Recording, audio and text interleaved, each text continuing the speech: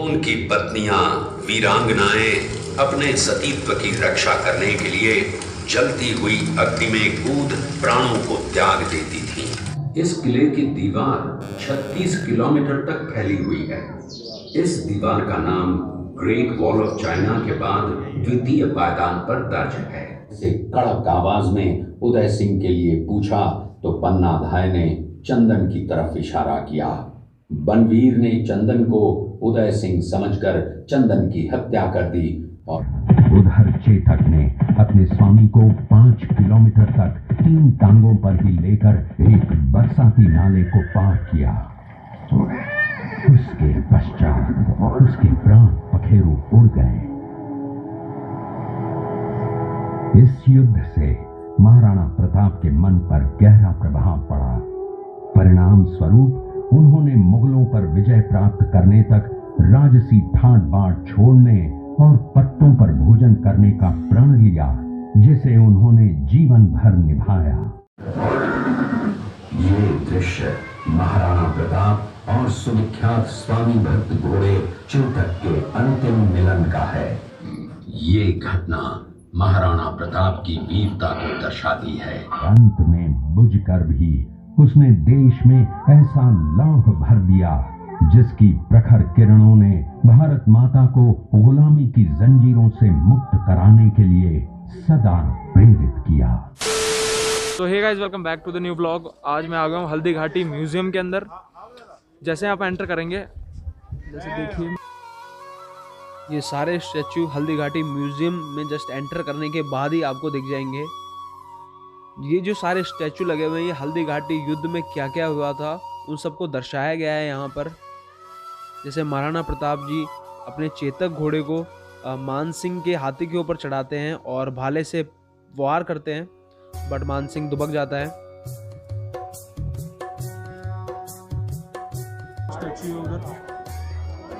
और पूरे युद्ध को ऐसे दर्शाया गया है। अभी अंदर चलेंगे, अंदर भी आपको शॉर्ट फिल्म दिखाई जाएगी और गाइड का यहाँ पर कोई चार्ज नहीं लिया है।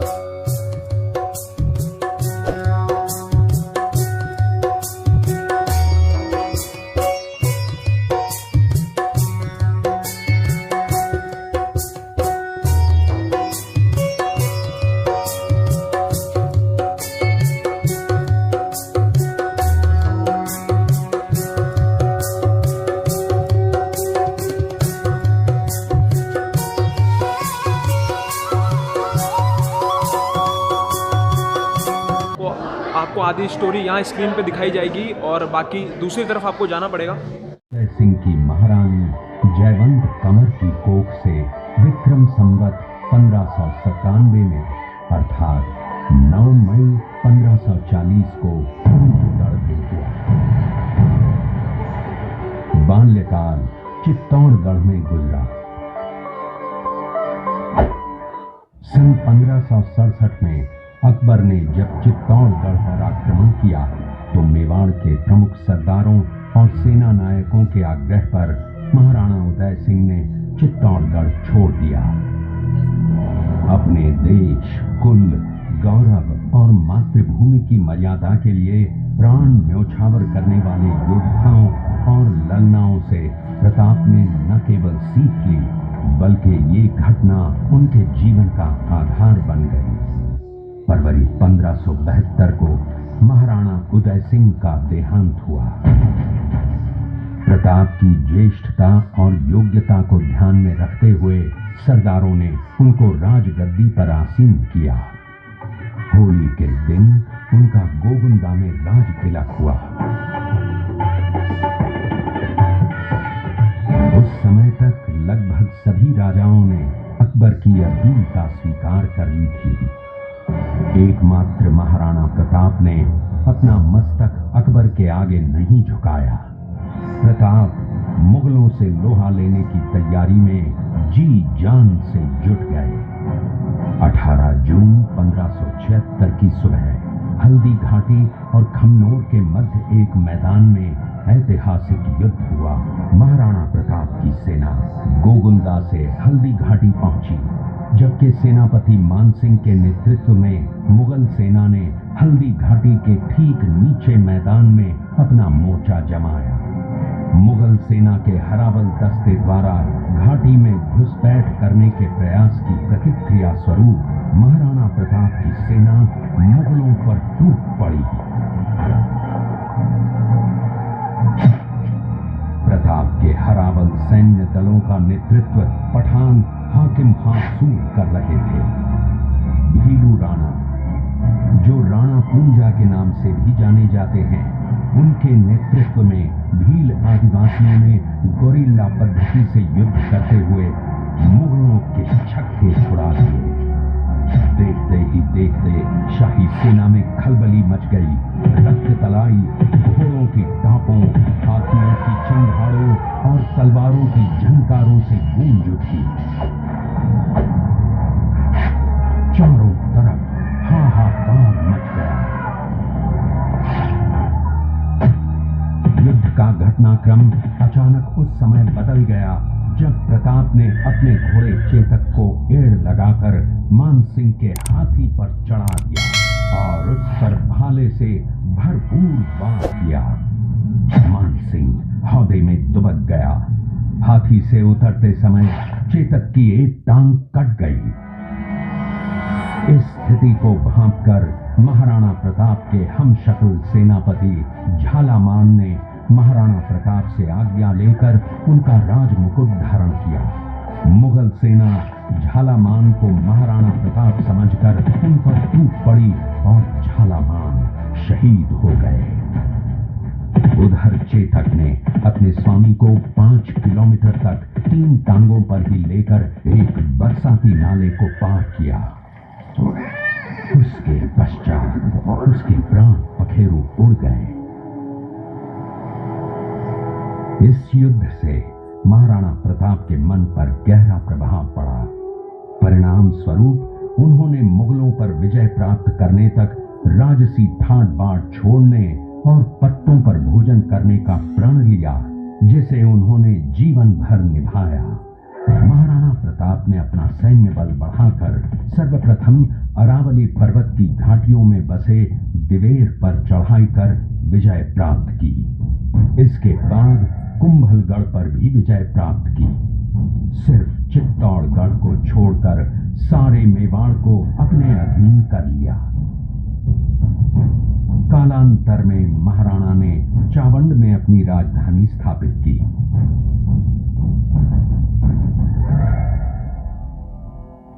19 जनवरी 1597 को राणा प्रताप ने मात्र 57 वर्ष की आयु में इस संसार से प्रयाण किया।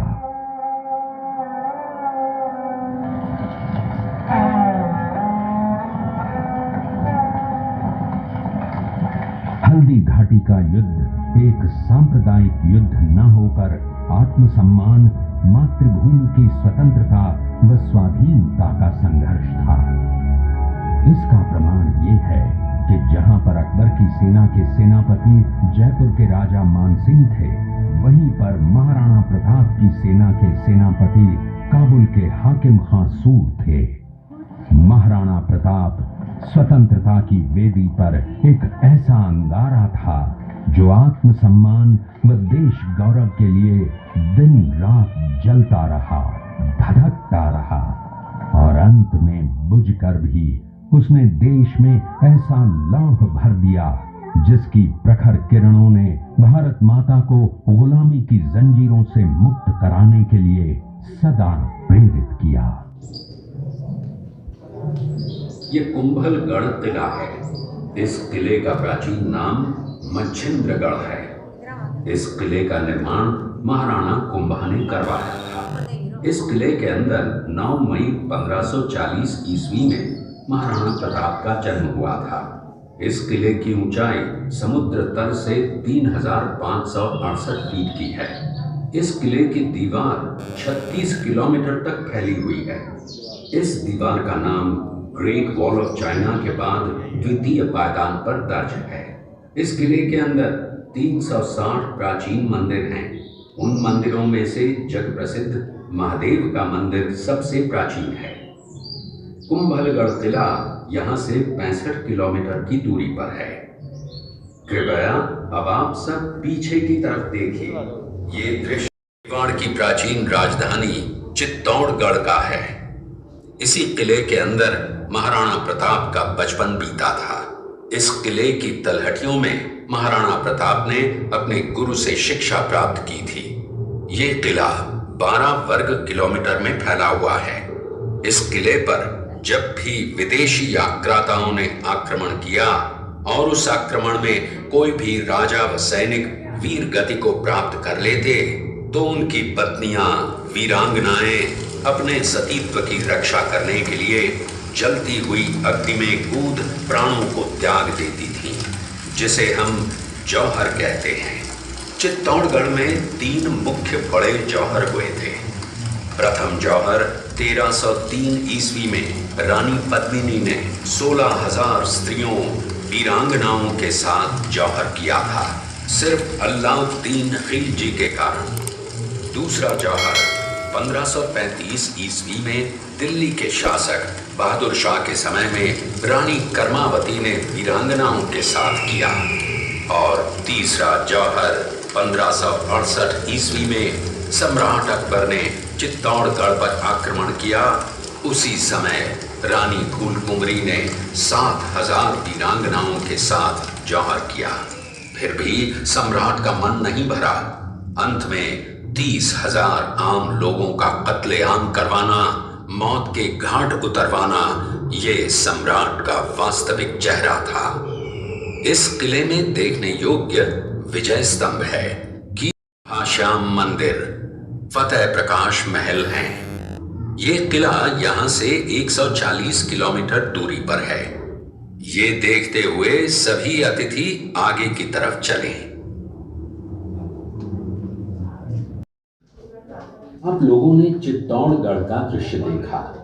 उसी किले के अंदर की ये घटना है। मेवाड़ की एक ऐसी मां थी जिसने अपने पुत्र का बलिदान देकर राजवंश की रक्षा की थी। उस मां का नाम पन्नाधाय था। पन्नाधाय जाति से गुर्जर थी। वो एक राजकुमार की धाई मां थी। दूसरी तरफ हाथ में तलवार लिए खड़ा ये बनवीर सिंह एक दासी पुत्र है। ये कुंवर उदय सिंह की हत्या करके मेवाड़ की राजगद्दी प्राप्त करना चाहता था।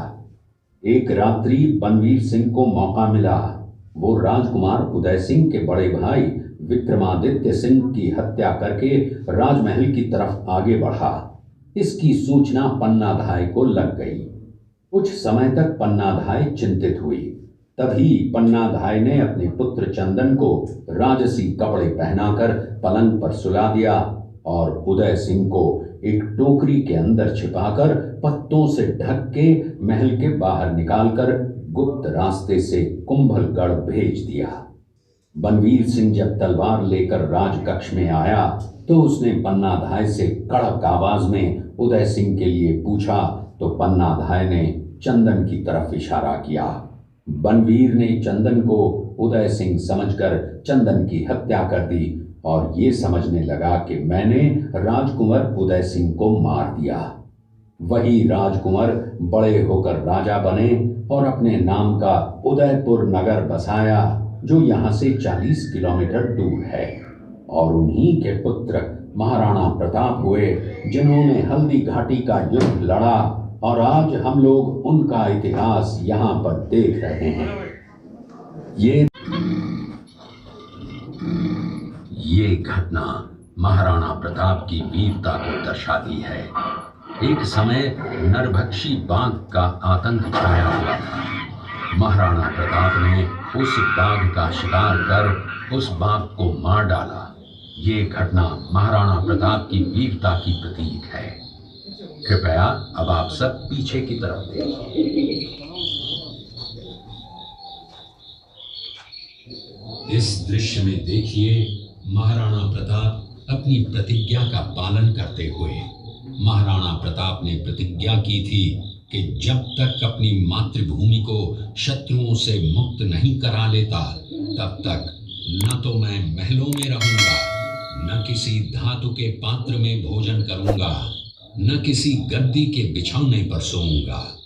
पत्ते ही भोजन के पात्र होंगे, जमीन ही बिछौना होगा। इस प्रतिज्ञा का पालन उन्होंने 21 वर्षों तक जंगलों में रहकर किया। ये दृश्य महाराणा प्रताप और सुविख्यात स्वामी भक्त घोड़े चेतक के अंतिम मिलन का है। हल्दी घाटी युद्ध के बाद चेतक घोड़े ने 22 फीट के एक बरसाती नाले को पार किया। ये उसी समय का दृश्य है। पास में खड़े महाराणा प्रताप के छोटे भाई शक्ति सिंह हैं, जो पहले मुगल सेना में थे। बाद में वे महाराणा प्रताप की तरफ आए, माफी मांगी और अपना घोड़ा महाराणा प्रताप को दिया। ये देखते हुए सभी अतिथि आगे की तरफ चले। ये स्टैच्यू है जहाँ पर सब स्ट्रेटेजी बनाया करते थे, युद्ध हुआ था उससे पहले। और ये चित्तौड़गढ़ का स्तंभ है और ये जो सारी स्टैचू यहाँ पर है, इन सब ने महाराणा प्रताप जी का साथ दिया था युद्ध के अंदर।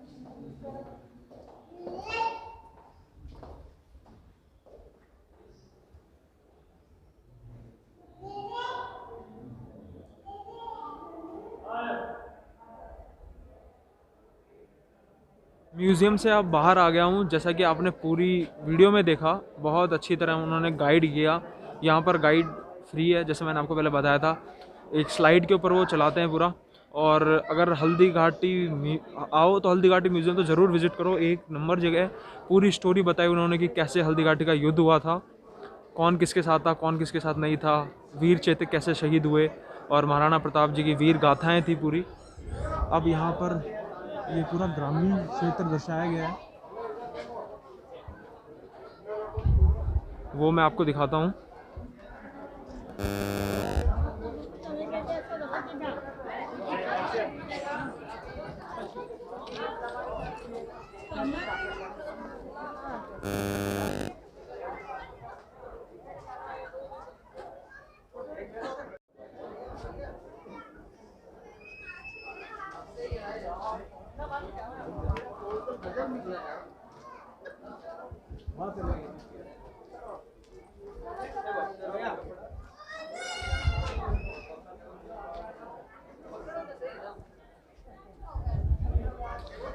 जैसे आप मेरे पीछे देख सकते हैं, ये कुआं है और पीछे बैल है ऊपर। पहले के ज़माने में ऐसे पानी निकाला जाता था। मतलब जैसे म्यूज़ियम से आप बाहर आएंगे तो जो विलेज लाइफस्टाइल है पूरी, पहले कैसे रहते थे कुंभलगढ़ में या फिर, तो वो सब दर्शाया गया है यहाँ पर। सो अब मैं हल्दी घाटी जो म्यूज़ियम था पूरा विज़िट किया मैंने, आपको भी मैंने पूरा दिखाया। उसके अंदर ज़्यादा मतलब डिस्प्ले और स्लाइड पे दिखाया गया है। मैं आपको थोड़ी शॉर्ट स्टोरी बता देता हूँ कि उसके अंदर आपको क्या क्या दिखाया जाएगा। सो पूरा युद्ध कैसे हुआ था, महाराणा प्रताप जी और अकबर के बीच में हुआ था। महाराणा प्रताप जी के सेनापति कोई और थे, बट अकबर का जो सेनापति थे वो आमेर के राजा मान सिंह थे। उनका चेतक कैसे घायल हुआ था महाराणा प्रताप जी का, तो ये सब आपको स्टोरियाँ बताई जाएगी। बाकी मेरे पीछे देख सकते हैं ये इतना अच्छा दृश्य जिसमें महाराणा प्रताप जी और चेतक, ये कुछ आखिरी पल होंगे चेतक के, वीर चेतक जो फिर शहीद हो गए थे इसके बाद में। सो थैंक यू गाइस, आज का व्लॉग हम यहीं एंड करते हैं। होप करता हूँ आपको अच्छा लगा होगा ये व्लॉग। टिल देन मिलते हैं आपको नेक्स्ट व्लॉग में। ट्रिप से रिलेटेड कुछ भी क्वेरीज हो तो आप मेरे को इंस्टाग्राम पर DM कर सकते हैं। sagar_शर्मा 543 मेरी इंस्टाग्राम ID है। Till then bye.